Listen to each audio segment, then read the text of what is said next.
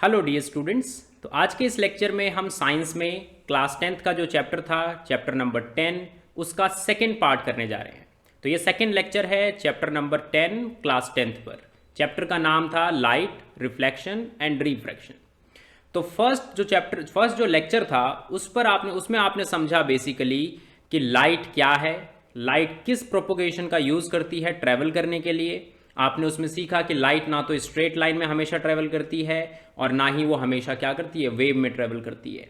तो हमने बाद में पढ़ा कि क्वांटम थियरी एक थियरी है जिसके बेसिस पर आप कह सकते हो कि लाइट जो है वो एक तरीके से रिकनसाइल है with wave nature and particle nature.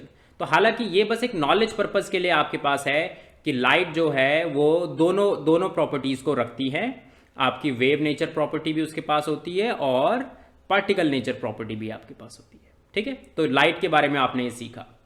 Last lecture में आपने ये भी सीखा कि laws of reflection for any reflecting surfaces क्या होते हैं। तो अगर आपके पास कोई भी रिफ्लेक्टिंग सरफेस है तो उसके लिए दो लॉज ऑफ रिफ्लेक्शन थे। पहला कि एंगल ऑफ इंसिडेंस, जैसे कि आपके पास कोई रिफ्लेक्टिंग सरफेस है, आपने उस पर नॉर्मल ड्रॉ किया, तो जिस एंगल से जो एंगल नॉर्मल और इंसिडेंट रे के बीच में बन रहा है वही एंगल आपका रिफ्लेक्टेड रे एंड नॉर्मल के बीच में बनेगा। राइट ना, उसके बाद हमने देखा कि अगर आपके पास इंसिडेंट रे है, नॉर्मल है और रिफ्लेक्टेड रे है, ये तीनों के तीनों एक ही प्लेन में होते हैं। प्लेन का क्या मतलब है ये भी आपने वहां पर सीखा। देन लेटर ऑन आपने पढ़ा कि अगर आपके पास कोई प्लेन मिरर है तो उसमें बहुत ही अच्छी अच्छी प्रॉपर्टीज होती हैं रिफ्लेक्शन से रिलेटेड। कि पहली, जैसे कि इस तरीके से आप सोच सकते हो कि जिस साइज का ऑब्जेक्ट है उसी साइज की इमेज बनेगी प्लेन मिरर में। जितना दूर ऑब्जेक्ट प्लेन मिरर से है उतने ही अंदर जाकर उसके अंदर इमेज बनेगी। इमेज लेटरली इन्वर्टेड होगी। राइट, लेटरली का मतलब है कि जैसे अगर मैं यहां पर मैं अगर लेफ्ट हैंड उठाऊं तो मिरर में क्या होगा, वो राइट हैंड दिखाई देगा। तो इस तरीके से आप समझ सकते हो कि अगर आपके पास प्लेन मिरर है तो उसमें ऐसी स्पेशल प्रॉपर्टीज हैं। नाउ उसके बाद आपने एक फेनोमेना पढ़ा जिसका नाम था रिफ्रैक्शन। तो रिफ्रैक्शन का क्या मतलब था कि आपने सीखा था कि लाइट हमेशा स्ट्रेट लाइन में नहीं करती है ट्रेवल, वो बेंड हो जाती है। तो उसी फेनोमेना को हम रिफ्रैक्शन कहते हैं। नाउ उसके बाद आपने दो रिफ्लेक्टिंग सरफेस पढ़े अलग अलग टाइप के, जैसे कि आपका कॉनकेव स्फेरिकल मिरर था और कॉन्वेक्स स्फेरिकल मिरर था। इन्हीं दो की हेल्प से आप बात कर रहे थे कि आपके पास हमेशा जरूरी नहीं है कि प्लेन मिरर हो रिफ्लेक्शन के लिए। अगर इस टाइप का मिरर है तो उसमें क्या प्रॉपर्टीज होंगी, वो सब आपको इसी लेक्चर में अब पढ़ना है।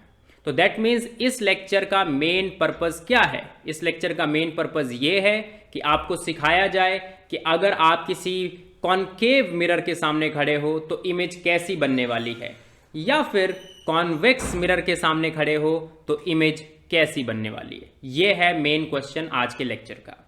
तो आप इस तरीके से सोचो, अगर आप किसी भी मिरर के सामने खड़े हो, उस पर इमेज बन रही है, क्या इसका मतलब यह है कि आपके बॉडी से उस पर 2-3 रेज ही जा रही होंगी और फिर इमेज बन जाएगी? ऐसा नहीं होता।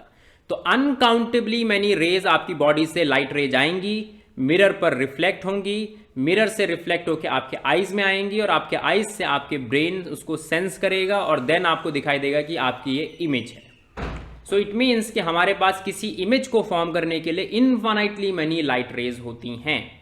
बट क्वेश्चन क्या है कि क्या हम कॉपी में ये समझ सकते हैं कि कैसे कैसे वो इनफाइनाइट लाइट रेज जा रही हैं, रिफ्लेक्ट हो रही हैं? समझ सकते हो आप? ऐसा पॉसिबल नहीं है।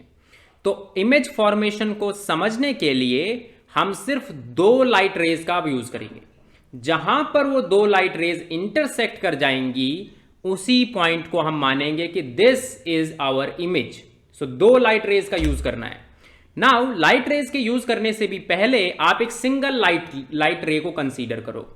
नाउ वो सिंगल लाइट रे अगर हमारी पैरेलल होती है किसी लाइन के, है ना, और वो लाइन कौन सी, किसकी मैं बात कर रहा हूं, जो नॉर्मल है मिरर के।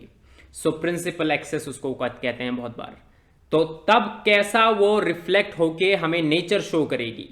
सबसे पहले हम यही हम चीज देखेंगे। ठीक है, तो मीनिंग ये है कि आपको अगर इमेज फॉर्मेशन पढ़नी है तो दो लाइट रेज की जरूरत है, बट एक लाइट रे कैसे बिहेव कर रही है उसी बेसिस से आप बता सकते हो कि दो लाइट रेज कहां पर और कैसे इंटरसेक्ट करेंगी। तो इस चीज को जानने के लिए हम सिंगल लाइट रे का यूज करने वाले हैं। तो स्टार्ट करते हैं कि सिंगल लाइट रे कैसा बिहेव करती है विद कॉनकेव मिरर। इसके बाद आप पढ़ोगे कि सिंगल लाइट रे अगर कॉन्वेक्स मिरर से स्ट्राइक करती है तो वो कैसा बिहेव करेगी, एंड देन उसके बाद आप इमेज फॉर्मेशन पढ़ोगे इन्हीं दोनों मिरर्स के थ्रू। स्टार्ट करते हैं। नाउ बात करेंगे सबसे पहले कि ये जो आपके पास ये बीच में ब्लैक कलर की लाइन है, इसका नेम क्या है। तो जो ब्लैक कलर की आपकी ये लाइन है, इसका नेम है प्रिंसिपल एक्सिस। तो इस तरीके से आपने कंसीडर करनी है एक रे। सपोज करो, तो जैसे कि आप समझो ये आपकी प्रिंसिपल एक्सिस है। नाउ मान लो कि एक लाइट रे है जो कि पैरेलल है प्रिंसिपल एक्सिस के, इस तरीके से वो लाइट रे आती है। नाउ इस प्रिंसिपल एक्सिस पर मैं फोकस ड्रॉ कर लेता हूं कि ये इस पॉइंट को क्या कहते थे, इस पॉइंट को हमने सीखा था कि ये पोल है। यहां पर कहीं पर आप मान लीजिए कि ये आपका क्या है, फोकस है। तो अगर कोई light ray parallel to principal axis आएगी तो वो कहां से पास करेगी, फिर फोकस से पास करेगी। बात समझ आ रही है आपको। तो light ray which is parallel to the principal axis, if it will hit this concave mirror, then it will go through the focus. Similarly यहां पर भी सेम टू सेम होता है, बट इस बार ये कन्वर्ज फोकस पर नहीं करती है, ये फोकस से डाइवर्ज होती है। दैट मीन्स कि अगर उस डाइवर्जेंट रे को ट्रेस बैक करो तो वो पीछे फोकस पर ही जाएगी। तो देखते हैं कैसे। तो यहां पर भी मैं ड्रॉ कर लेता हूं, ये क्या है, सेंटर ऑफ कर्वेचर है। नाउ सिमिलरली आप जानते हो कि कॉन्वेक्स मिरर में क्या होता है, पीछे होता है सब कुछ। तो ये आपका फोकस है, मान लो ये आपका सेंटर ऑफ कर्वेचर है। तो यहां पर अगर कोई लाइट रे आई, मान लो suppose this is your light ray which is coming parallel, थोड़ा सा येलो कलर से ही बनाना चाहिए था मुझे इसको। तो सपोज ये लाइट रे आपकी है जो कि पैरेलल आ रही है आपकी प्रिंसिपल एक्सिस के। तो आप क्या करोगे, मान लो ये आई, देन ये डाइवर्ज करेगी, ठीक है। So it will diverge. Diverge का मतलब है कि गलत डायरेक्शन में चले जाएगी, इधर ऐसे। नाउ जिस डायरेक्शन में लाइट गई है, अगर आप उसको ट्रेस बैक करने लगो तो आप डायरेक्टली कन्वर्ज करोगे फोकस पर। तो ऐसा लगेगा कि ये लाइट रे यहीं से आई है, राइट। सो इट मीन्स कि ये ट्रेस बैक करके फोकस पर ही मीट करती हैं। ये आपके पास light ray which is parallel to principal axis, it will go through focus in case of concave. तो कॉनकेव है, इस बात को दिखाने के लिए मैंने बस यहां पर जस्ट लाइंस बना दी हैं, मतलब कि ये बैक साइड है, शाइनी पोर्शन कौन है इसका, उस तरफ से, तभी कॉनकेव है। और इस तरफ में ये आपका बैक साइड है। समझ गए सभी, ऑल राइट। तो अब इसी बात को लिखते हैं। तो देखो जैसे कि क्या लिखा है कि सपोज आपके पास क्या है, हमें क्या करना है, the intersection of at least to reflected raise give the position of image at the point object. Any two following raise can be considered for locating image. It means कि आप क्या करोगे, रेज कैसे बिहेव कर रही है उस चीज को इसमें सीखोगे। तो फर्स्ट आपके लिए ये केस था जो हमने अभी भी सीखा कि अगर आपकी कोई रे है जो कि पैरेलल है प्रिंसिपल एक्सिस के, सो दिस इज योर रे which is parallel to the principal axis, then आप क्या कहोगे, after the reflection it will pass through principal focus in case of concave mirror or appear to diverge from the principal focus in case of convex mirror। तो convex mirror के case में ये diverge कर जाएगी और concave mirror के case में focus पर कन्वर्ज कर जाएगी। तो ये बात आपको क्लियर होनी चाहिए, ठीक है। नेक्स्ट पॉइंट पर चलेंगे। नाउ अब आप एक केस समझोगे, सेकंड नंबर ये केस आपका है कि अगर आपके पास कोई लाइट रे मान लो फोकस से पास कर रही है। तो जैसे कि यहां पर पहले मैं सबसे पहले फोकस क्रिएट कर देता हूं। तो ये आप समझ लो कि ये आपका क्या है, फोकस है। नाउ इफ अ लाइट रे इज पासिंग थ्रू फोकस, ठीक है, इंसिडेंट लाइट रे। तो मान लो कि ये इंसिडेंट लाइट रे है और ये कहां से पास कर रही है, फोकस से पास कर रही है। तो अगर इंसिडेंट लाइट रे फोकस से पास करती है तो जब वो वहां से पास कर जाएगी उसके बाद वो रिफ्लेक्ट होकर क्या बन जाएगी, एक लाइन बन जाएगी जो कि पैरेलल है प्रिंसिपल एक्सिस के। तो जो ब्लैक कलर की लाइन है उसके पैरेलल हो जाएगी। तो लाइट रे यहां से आई और यहां को चली गई। तो जब भी फोकस से पास होने वाली लाइट रे आपको दिखाई देगी तो वो मतलब पैरेलल होगी प्रिंसिपल एक्सिस के। सिमिलरली कॉन्वेक्स मिरर में भी ऐसा ही होता है। तो जैसे कि आप सबसे पहले प्लॉट कर लो कि फोकस ये है आपका, ठीक है। नाउ मैं यहां पर से एक लाइन लेके जा रहा हूं, तो यहां पर टच कर देता हूं। नाउ आप अपनी लाइट रे को इसी तरीके से लेके आओ कि ये आपकी लाइट रे है। वो लाइट रे इस तरीके से आ रही थी कि अगर बीच में मिरर नहीं होता तो उस फोकस वाले पॉइंट पर चले जाती। किस तरीके से आ रही है लाइट रे कि अगर बीच में मिरर नहीं होगा तो सीधे फोकस पे टच कर जाएगी। बात समझ आ गई? हाँ, अब करेक्ट बन गया ये डिजाइन। नाउ होता क्या है, कॉन्वेक्स मिरर के केस में ये जो है अब ये पैरेलल बन जाएगी किसके? एक्स एक्सिस के। तो ये लाइन पैरेलल, एक्स एक्सिस नहीं, प्रिंसिपल एक्सिस के। सो प्रिंसिपल एक्सिस के पैरेलल बन जाएगी ये लाइन। तो लाइट रे आई फोकस, जिस पॉइंट से अगर मिरर नहीं होता तो फोकस पर चले जाती, तो ऐसी लाइट रे जो कि इस तरीके से आ रही है such that it can converge to focus will go through this, will go parallel to the principal axis. बस इतना ही पॉइंट है। तो ये सेकंड केस था जो आप पढ़ रहे थे कि अगर लाइट रे प्रिंसिपल फोकस से पास करेगी, a ray passing through the principal focus of a concave mirror और a ray which is directed. तो वर्ड यूज हो रहा है डायरेक्टेड। डायरेक्टेड का मतलब होता है कि वो इस तरीके से आ रही है सच दैट अगर मिरर ना हो तो टच कर जाएगा।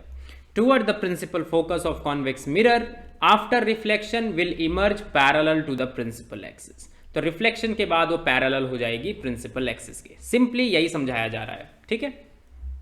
अब थर्ड केस करना है कि अगर कोई लाइन जो है कर्वेचर से, जो सेंटर ऑफ कर्वेचर है उससे पास कर रही है। जैसे कि सपोज करो ये आपका फोकस है और ये आपका सेंटर ऑफ कर्वेचर है। सिमिलरली यहां पर भी ये फोकस है और ये सेंटर ऑफ कर्वेचर है। तो अगर कोई लाइन मतलब कि लाइट रे आपके पास आ रही है जो कि सेंटर ऑफ कर्वेचर से पास कर रही है, तो रूल ये है कि अगर वो सेंटर ऑफ कर्वेचर से पास करेगी तो वो एज इट इज बैकवर्ड चले जाएगी। तो आएगी एंड देन वापस इसी रास्ते से बैक हो जाएगी। जैसे कि फॉर एग्जांपल आप प्लेन मिरर में अगर आप टॉर्च जलाओगे और बिल्कुल 90 डिग्री से वो टॉर्च जलाओगे तो लाइट रे आपको रिफ्लेक्ट होती हुई नहीं दिखाई देगी, वो जाएगी और वापस आ जाएगी। तो टॉर्च में ही टच हो जाएगी वो वापस से, है ना। ऐसा नहीं कि वॉल पर आपको दिखाई दे। तो उसी तरीके से अगर कर्वेचर से, सेंटर ऑफ कर्वेचर से लाइट रे आ रही है तो वो उसी से वापस होके चले जाएगी। नाउ सिमिलरली हम यहां पर बात करेंगे कि अगर कोई लाइट रे इस तरीके से आ रही है जो कि डायरेक्टेड है किस पर? सेंटर ऑफ कर्वेचर पर, ठीक है। थोड़ा सा बनाना पड़ेगा, थोड़ा सा इसमें चेंज करता हूं मैं पॉइंट, तो थोड़ा नजदीक रखते हैं। इसको मान लो फोकस, इस पॉइंट को मान लो सेंटर ऑफ कर्वेचर, ठीक है। ये वाला पॉइंट,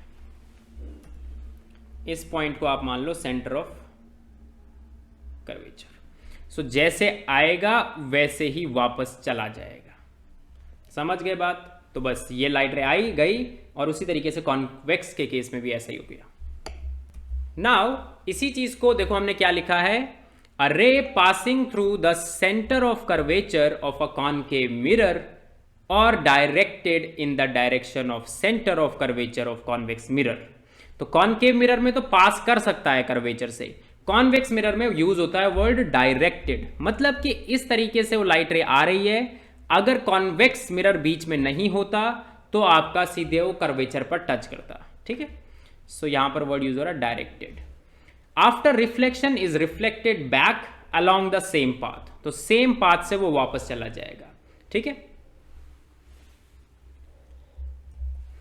नाउ हम बात कर रहे हैं अब एक और केस की जिसमें कि लाइट रे आपकी आई और वो किस पर टच हुई? पोल पर टच हुई। किस पर? पोल पर। देखो यहां पर इस पॉइंट को आप पोल कहते हो ना। तो लाइट रे अगर आई और पोल पर टच हुई तो रूल ये है कि ये एग्जैक्टली यहीं से इस तरीके से मूव कर जाएगी, ठीक है। जैसे प्लेन मिरर में आपने देखा होगा, प्लेन मिरर में ऐसा ही होता है ना। 1 सेकेंड, ऑल राइट। तो लाइट रे आई और गई। सिमिलरली यहां पर भी प्रिंसिपल फोकस के केस में यही होगा कि लाइट रे अगर प्रिंसिपल फोकस पर टच कर रही है तो आपकी वो लाइट रे 1 सेकेंड मूव कर जाएगी वापस को। Now got it. तो बस आएगी इस तरीके से और उसी तरीके से चले जाएगी। तो अब यहां पर मैं बना देता हूं, ये एंगल ऑफ इंसिडेंस है, ये एंगल ऑफ रिफ्लेक्शन है। ये एंगल ऑफ इंसिडेंस है, ये एंगल ऑफ रिफ्लेक्शन है। और इसी तरीके से आप सभी केसेस में एंगल ऑफ इंसिडेंस और एंगल ऑफ रिफ्लेक्शन बना सकते हो।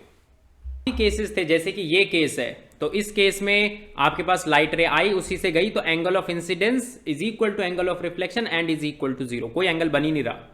बट इससे पहले वाले केस में, तो जैसे कि ये केस था, इसमें एंगल ऑफ इंसिडेंस देखा कैसे जाता है, आपका जैसे ये सेंटर ऑफ कर्वेचर है, तो सेंटर ऑफ कर्वेचर से क्या करना होता है, एक लाइन लेके जानी होती है। तो मान लो ये लाइन है वो, तो आप ऐसे ऐसे करके लेके गए, लाइन लेके गए जहां पर ये इंटरसेक्ट करेगा, तो इस एंगल को आप बोल सकते हो एंगल ऑफ इंसिडेंस और इस एंगल को आप बोल सकते हो रिफ्लेक्शन।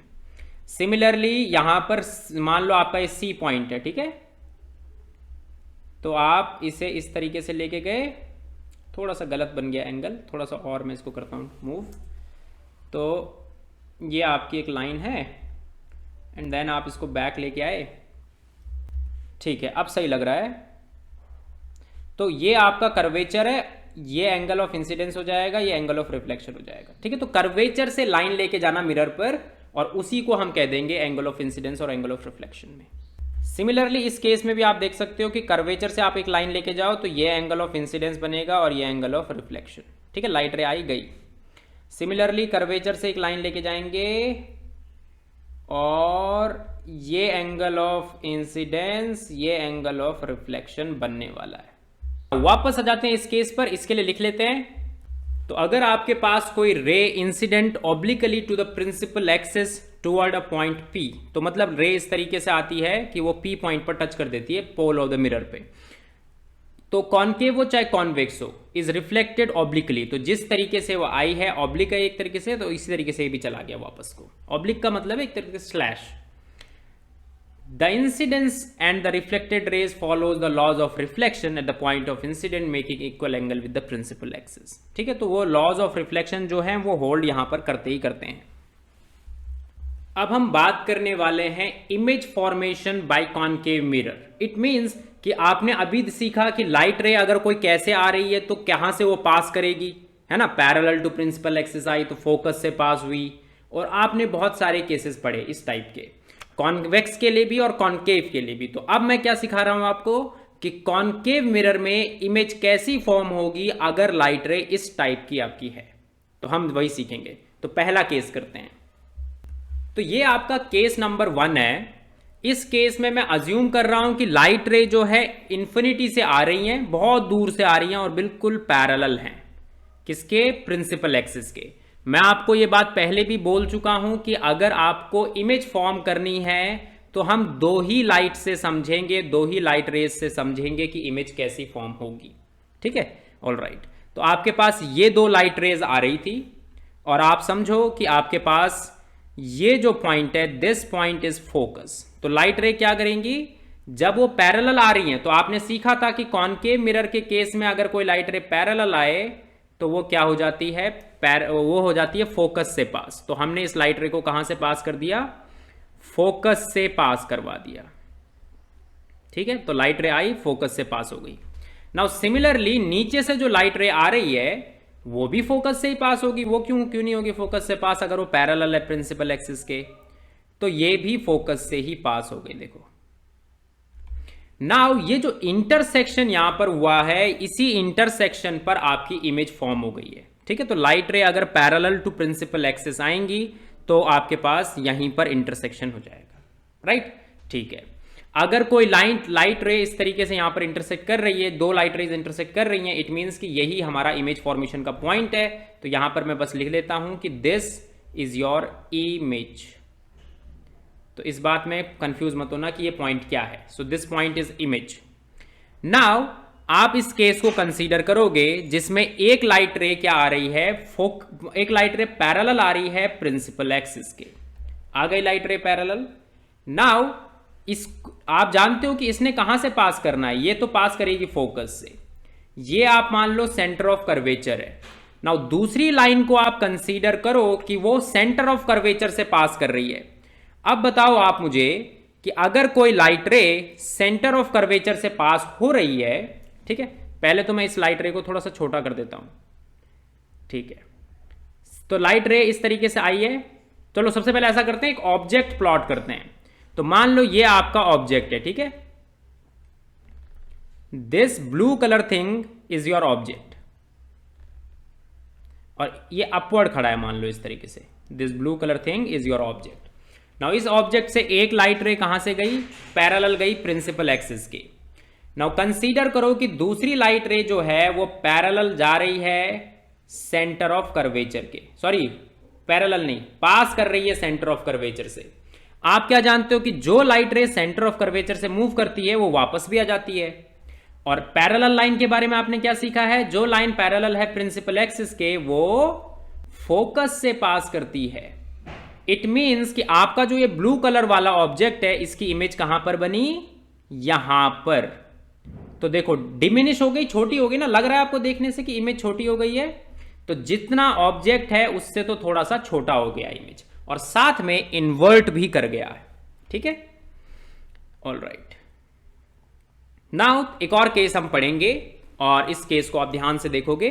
इस केस में हम क्या कर रहे हैं, ऑब्जेक्ट को प्लेस कर रहे हैं ऑन सेंटर। देखो यहां पर क्या है खासियत, इस केस में खासियत यह है कि object is place beyond centre of curvature. तो यहां पर लिखता हूं ऑब्जेक्ट प्लेस्ड, इसको वाइट कलर से लिख लेना चाहिए। तो देखो, so when object placed beyond centre of curvature, तो सेंटर ऑफ कर्वेचर के पीछे अगर ऑब्जेक्ट रखा हुआ है तो हमने देखा इमेज फॉर्मेशन ऐसा हुआ।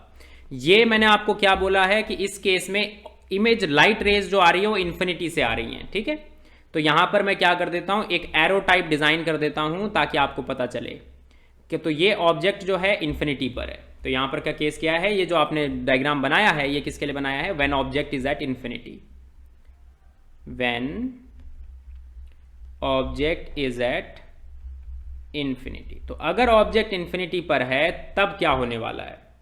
थर्ड केस हम देखेंगे जिसमें आपके पास ऑब्जेक्ट सेंटर ऑफ कर्वेचर के ऊपर ही है। तो मान लो ये पॉइंट सेंटर ऑफ कर्वेचर है, आपने मान लिया कि ये आपके पास ऑब्जेक्ट है जो सेंटर ऑफ कर्वेचर के ऊपर परपेंडिकुलरली खड़ा है। थोड़ा सा छोटा कर देते हैं, तो ये आपके पास ऑब्जेक्ट है। ठीक है, थोड़ा सा बनाने में थोड़ी सी दिक्कत है, देखो क्योंकि मैं कंप्यूटर्स के थ्रू बना रहा हूँ तो प्रॉब्लम तो होएगी। हाथ से अगर मैं बनाऊंगा तो जल्दी बन जाएगा। बट चलिए, ये आपका ऑब्जेक्ट है। नाउ इस ऑब्जेक्ट से लाइट रेज आई, ठीक है, तो लाइट रे येलो कलर से मैं प्लॉट कर रहा हूँ। तो लाइट रेज अगर इस ऑब्जेक्ट से आई तो एक लाइट रे तो मैं कंसीडर कर रहा हूं जो कि पैरेलल टू प्रिंसिपल एक्सिस जा रही है। अब ये सेंटर ऑफ कर्वेचर पर है, ठीक है, ऑब्जेक्ट। नाउ एक लाइट रे मैं कंसीडर कर रहा हूं जो फोकस से पास हो रही है। तो ध्यान से सुनो मेरी बातों को। तो अगर लाइट रे फोकस से पास कर रही है तो ये आपने क्या माना, this is your centre of curvature, this is your focus. तो आपने क्या सीखा था कि अगर कोई लाइट रे फोकस से पास करे तो वो जो है पैरेलल हो जाती है किसके, प्रिंसिपल एक्सिस के। ठीक है, तो ये फोकस से पास करी लाइट रे। ठीक है, थोड़ा सा फिगर में मिस्टेक है, इस तरीके से बनना चाहिए था। और थोड़ा सा फोकस में आगे कर लेता हूं, एक काम करता हूं शिफ्ट। तो ये मान लो आप अपना फोकस है आपका। तो अब कोई लाइट रे पैरेलल है प्रिंसिपल एक्सिस के तो वो पास करेगी फोकस से। कोई लाइट रे आपकी पैरेलल है किसके, प्रिंसिपल एक्सिस, सॉरी, कोई लाइट रे अगर फोकस से पास कर रही है तो वो इस तरीके से आएगी। ठीक है, थोड़ा सा मैं इसको और ले जा रहा हूं इस तरफ को, तो क्योंकि ये कंप्यूटर से बनाया जा रहा है तो इस वजह से यहाँ पर थोड़ा सा बनाने में मेरे को दिक्कत का सामना करना पड़ रहा है। ठीक है, तो इसमें कोई आपको सोचना नहीं है कि ऐसा कैसे हो रहा है।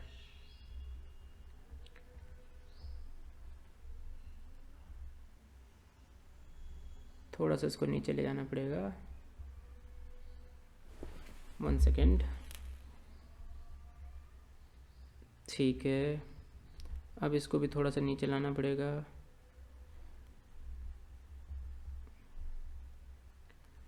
ठीक है, तो देखो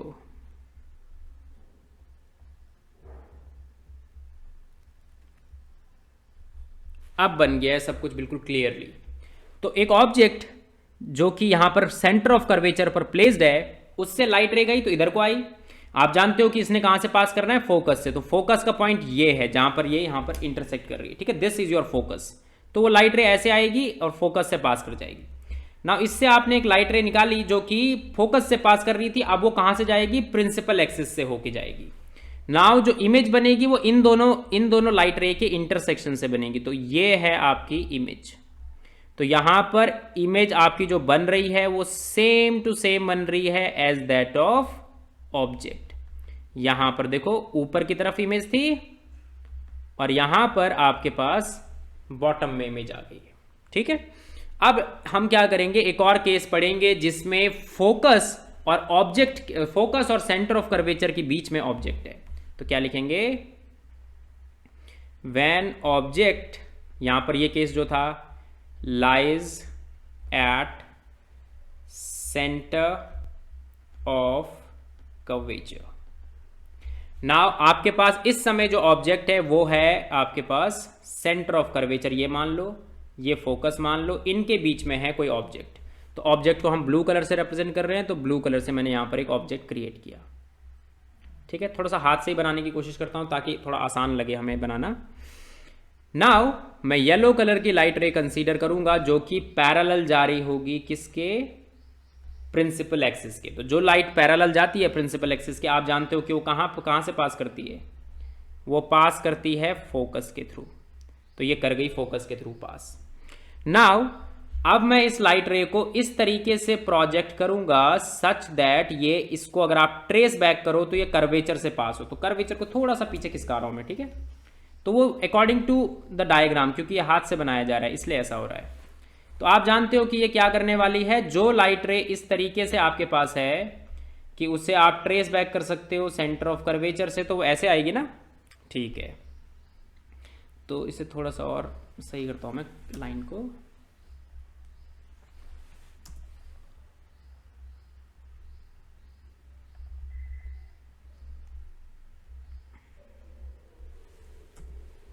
ठीक है, थोड़ा सा इस तरीके से, ऑल राइट। तो देखो, तो ये लाइट रे सेंटर ऑफ कर्वेचर से पास कर रही थी, तो जैसे ही जाएगी वैसे ही आएगी। नाउ ये लाइट रे पैरेलल थी इसके एक्सिस के, प्रिंसिपल एक्सिस, तो ये यहां से ऐसे फोकस से पास कर जाएगी, कर गई फोकस से पास। नाउ ये ब्लैक कलर वाली लाइन को थोड़ा सा और प्लॉट करना होगा। ठीक है, बैक थोड़ा सा इधर को, ये कर दिया अपने प्लॉट। नाउ इमेज जो है वो बियॉन्ड सेंटर ऑफ कर्वेचर आपकी बनने वाली है इस बार। तो जहां पर ये दोनों लाइट रे इंटरसेक्ट कर रही हैं, ये आपका इमेज पॉइंट है। This is beyond centre of curvature. तो छोटा ऑब्जेक्ट था बट इमेज उसकी क्या बनी, थोड़ी सी बड़ी बनी। यहां पर वाले केस में बड़ा ऑब्जेक्ट था, इमेज छोटी बनी। ठीक है, इन्फिनिटी में अगर कोई ऑब्जेक्ट है तो इमेज बन रही है पॉइंट शेप। अगर सेंटर ऑफ कर्वेचर पर कोई रख दिया तो इमेज एज इट इज बनेगी। ठीक है, तो यहां पर क्या लिख रहा हूं, when object is placed between focus and center of curvature। तो अगर आपका इमेज जो है प्लेस्ड है between focus and centre of curvature, तब की ये बात हो रही है। नाउ हमने कौन कौन से केसेस पढ़े, एक बार रिवाइज करो। आपने सबसे पहले क्या करा, ऑब्जेक्ट को इन्फिनिटी पर रखा, तो आपने देखा कि इमेज जो है बिल्कुल पॉइंट साइज बन रही है। देन आपने उस ऑब्जेक्ट को उठाकर कहां पर लाए, आपने मतलब कि किसी फाइनाइट डिस्टेंस पर लाए बट सेंटर ऑफ कर्वेचर के बियॉन्ड वो थी। तो आपने देखा कि जिस साइज का ऑब्जेक्ट था उससे तो छोटी बन रही है इमेज, और प्लस वो इन्वर्टेड भी बन रही है। देन आपने क्या करा, उस ऑब्जेक्ट को अब बियॉन्ड सेंटर ऑफ कर्वेचर से हटाकर सेंटर ऑफ कर्वेचर पर लिया है। तो सेंटर ऑफ कर्वेचर पर आपने देखा कि इमेज एज इट इज बन रही है, जैसा कि आपके पास क्या है, इमेज एज इट इज बन रही है कि जैसा कि आपके पास उसका साइज था वैसी की सेम इमेज बन रही है, बट वो क्या है, इन्वर्टेड है। नाउ इसके बाद आपने सेंटर ऑफ कर्वेचर और फोकस के बीच में लाया। नाउ सेंटर ऑफ कर्वेचर और फोकस के बीच में ऑब्जेक्ट तो छोटा था बट इमेज क्या बनी, लार्ज बनी। देन ये तो हो गए 4 केसेस। अब बचते हैं लास्ट के 2 केस। पहला केस होगा कि फोकस पर रख दिया ऑब्जेक्ट, तब क्या होगा, और उसके आगे क्या होगा कि फोकस के बियॉन्ड ऑब्जेक्ट रख दिया, मतलब कि पोल और फोकस के बीच में जब ऑब्जेक्ट है तब क्या हो रहा है, वही आपके लिए क्वेश्चन है। नाउ आप सपोज करिए कि ये आपका क्या है, फोकस है। ठीक है, नाउ इस फोकस के ऊपर मैं एक ऑब्जेक्ट को प्लेस करता हूं। This is my object.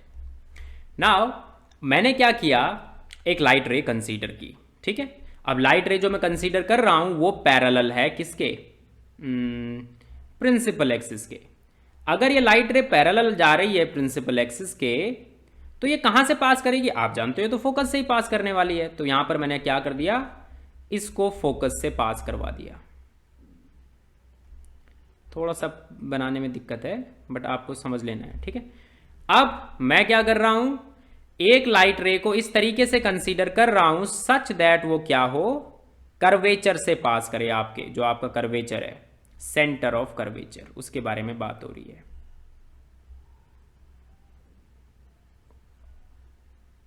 तो देखो जैसे कि ये आपके पास है, अब इस लाइट रे को मैं ट्रेस बैक करूंगा, ठीक है। तो ट्रेस बैक करते करते अगर मैं पीछे को जाऊं तो ये इस तरीके से आएगा,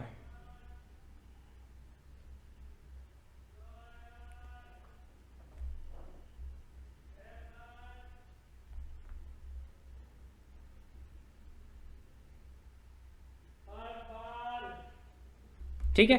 तो ये आपका क्या है, सेंटर ऑफ कर्वेचर है। आपको दिखाई दे रहा है कि ये दोनों लाइट रेज पैरेलल हैं, दैट मींस इमेज कहां पर बनने वाली है, इंफिनिटी पर बनने वाली है आपकी इमेज। सो क्या लिखेंगे, when object is placed at focus, when object is placed at focus, तब क्या होगा। तो आपको दिखाई दे रहा है कि इंफिनिटी पर जाकर मीट करने वाली है, क्योंकि ये पैरेलल लाइंस हैं, तो एट इंफिनिटी पर जाकर ये मीट करेंगी। सो इस केस में इमेज आपकी इंफिनिटी पर बनेगी। नाउ बात करेंगे एक ऐसे केस की जहां पर फोकस के भी आप आगे ले गए ऑब्जेक्ट को। सो इस केस में यहां पर मैंने ऑब्जेक्ट को यहां पर प्लेस कर दिया, ठीक है। नाउ ऑब्जेक्ट को यहां पर प्लेस किया तो क्या होगा, आपने एक लाइट रे को कंसीडर किया जो कि प्रिंसिपल पोल से पास हो रही थी। कहां से पास हो रही थी, पोल से। सो लाइट रे कंसीडर की और मान लो वो पोल से पास हो भी गई, ठीक है। अब आप जानते हो कि पोल से पास होगी तो जैसा प्लेन मिरर में होता है एज इट इज होगा। सो यहां से चली गई ये लाइट। नाउ एक लाइट रे को मैं इस तरीके से कंसीडर कर रहा हूं सच दैट वो सेंटर ऑफ कर्वेचर पर ट्रेस बैक करी जा सके,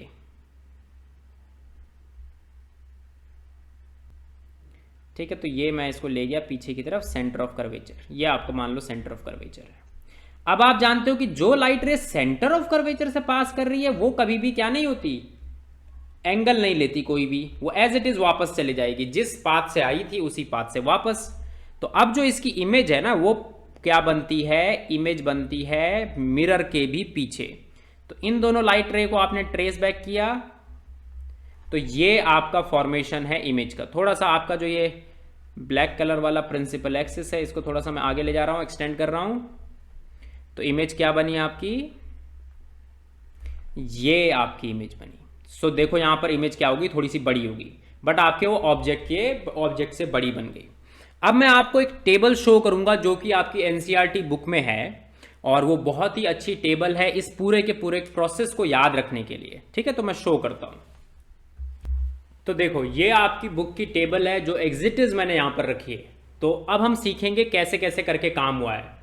तो आपने पहला केस देखा जब ऑब्जेक्ट इंफिनिटी पर था, तो इमेज कहां पर बनी थी, फोकस पर, बिल्कुल डॉट साइज, है ना। शो करता हूं। तो देखो इस केस में ऑब्जेक्ट इंफिनिटी पर है तो इमेज ये है इमेज, ठीक है। और इसके आगे ब्लू ब्लू कलर वाली इमेज है। तो यहां पर ऑब्जेक्ट इंफिनिटी पर है तो इमेज फोकस पर बन रहा है, ठीक है। तो क्या लिखेंगे, एट इंफिनिटी अगर इमेज ऑब्जेक्ट है तो इमेज बन रही है फोकस पर। साइज ऑफ द इमेज क्या है, हाईली डिमिनिश्ड है और पॉइंट साइज्ड है।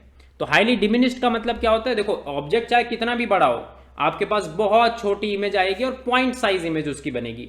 जैसे कि आप क्या कर सकते हो, सन की इमेज को भी प्लॉट कर सकते हो इस यूजिंग दिस कॉनकेव, क्योंकि सन इंफिनिटी पर है। इंफिनिटी क्यों मैं बोल रहा हूं, क्योंकि बहुत दूर है, तो उसका इमेज एकदम डॉट बनेगा। और रियल एंड इन्वर्टेड इमेज है इसकी, ठीक है। तो दैट मीन्स यहां पर रियल और इन्वर्टेड इमेज आएगी।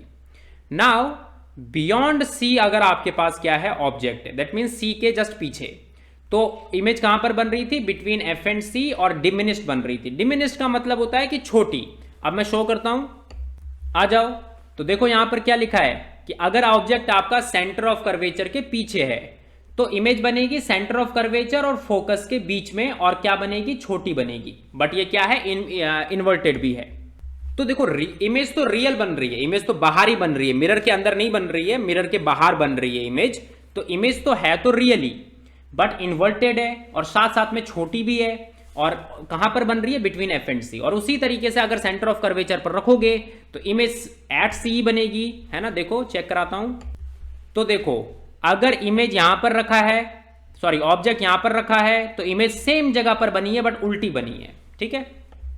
सो एट सी अगर सेम साइज है और रियल और इन्वर्टेड है, तो है तो इमेज रियली, मिरर के अंदर नहीं बन रही, मिरर के बाहर ही बन रही है, बट इन्वर्टेड बन रही है इमेज।